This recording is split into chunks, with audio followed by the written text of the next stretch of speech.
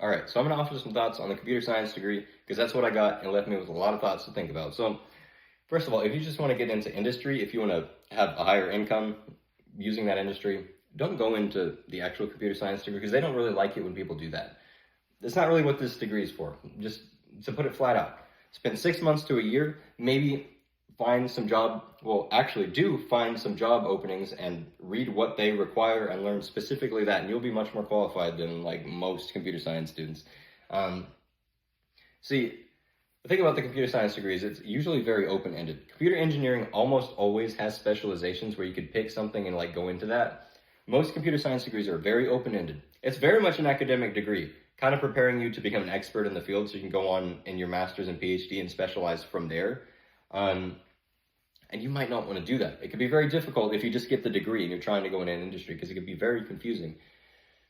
Not only is there not specializations, but the advisors are usually their advice to you is take this and this and this and you'll get graduated as soon as possible, get out of here. And that's basically, they don't really ask you what you want to do, and they don't really care what you want to do, and they don't say like, oh, well, you got to take this and this and this.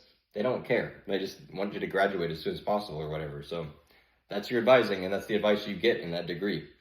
You can learn a lot more yourself. So basically, other thing is the professors you're going to have to deal with in this degree. So it's a very new field, relatively, and I don't think they have any idea how to teach it yet, as far as I could tell.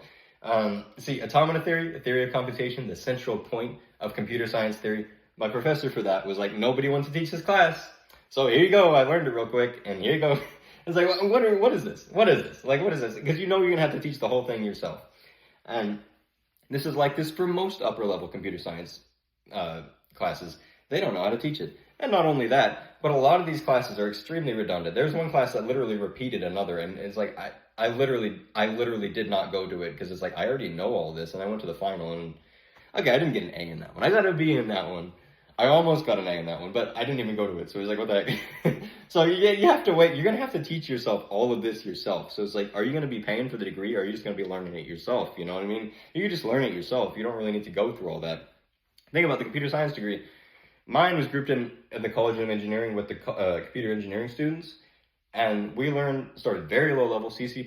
This is what I would actually recommend, but it makes things complicated if you want to go into industry quick.